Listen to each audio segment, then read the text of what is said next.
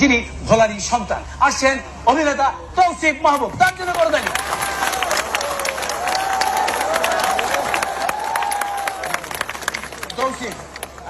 তৌসিফ ইত্যাদির মঞ্চে আপনাকে স্বাগত।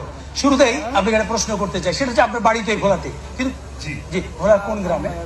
দৌলতখান। এখানে দৌলতখানে কেউ আছে? দৌলতখানে কোথায়? দৌলতখান ভবানীপুর। ভবানীপুর গ্রাম, দৌলতখানের ভবানীপুর গ্রামের অত্যন্ত কৃতি সন্তান একজন। এবারে আমাকে আরেকটি জিনিস বলেন, আপনারা তো এই উপকূলীয় এলাকার মানুষ, তাই না?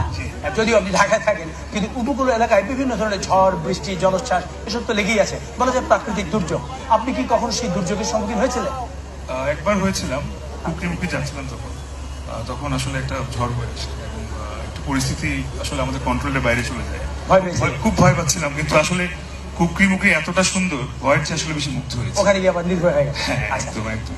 কিন্তু আমরা শুনলাম এই ভয় নাকি আপনি ইদানিং কালে আপনার নাটকের মধ্যে একবার পেয়েছিলেন, নাটক করতে গিয়ে সাপ নিয়ে। আচ্ছা, কিরকম? একটা সিন ছিল যেখানে 6টা সাপ আমার উপরে জলযন্ত্র ছেড়ে দেওয়া হয়েছিল। তো আপনি কোথায় ছিলেন? আমি ছিলাম একটা কবরে শুয়ে। কবরে ছিলেন? হ্যাঁ। কবরে তো ফেরেশতারা যায়, সাপও গেছে। ওইটাই আর কি সিনটা ছিল যে ওখানে কবরের আজাব এমন কিছু একটা মানুষকে মেসেজ দেওয়ার জন্য ওখানে ডিরেক্টর 6টা সাপ ছেড়ে দিয়েছে আমার উপরে। আপনি ভয় পেয়েছিলেন? পেয়েছিলাম, বাট আমি ঠিক ভয়কে জয় করেছি, কারণ আমি ভোলার ছেলে। দেখা যাক আজকের এই দর্শক পর্বে অভিনয় করে কে এই ভয়কে নির্ভয়ে জয় করতে পারে, কিংবা কে জয় হয়, দেখি। ওকে, কি হলো, আমার এদিকে মুখ ফিরে নিচ্ছে? রাখমু না?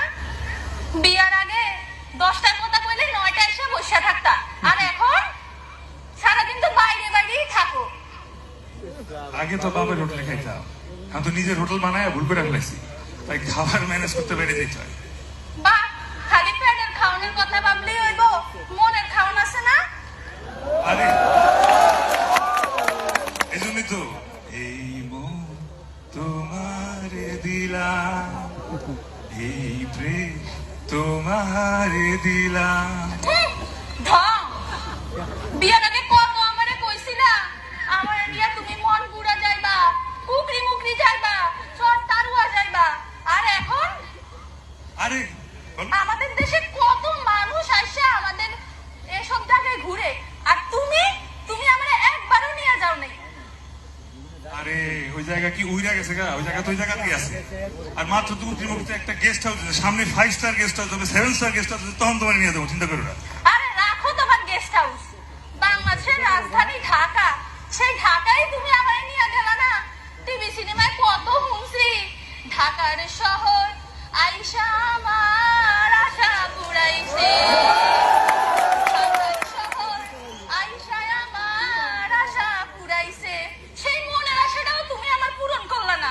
ঢাকা যাওয়ার দরকার নাই, সে জায়গায় গেলে আশা হতাশা হয়ে যায়। খালি মানুষ আর মানুষ, গাড়ি গিজ গিজ করে। ঢাকা থেকে মানুষ আসে ভোলায় শর্ট ফ্যাশনে। আরে বাংলাদেশের কোন জেলায় ফ্যাশন আছে শব্দটা বলো তো? আরে রাখো তোমার ফ্যাশন। বিয়ার আগে অনলাইন থেকে অর্ডার ওইটা না খাওন খাইতা, আর এখন আমি না রাঁধলে তোমার মুখে খাওনি উঠে না। জীবনে তো রান্না শিখো নাই, মায়ের হাতে খাইছো খালি। এখন যদি তুমি রান্না না শিখো, তাহলে আমার বলা ভাই মায়ের হাতে কেমনে খাইবো? তখন কেন বাবুর্চির হাতে? তখন আর কান্না নয়, গ্যাস্ট্রিকের কান্না। Thank you.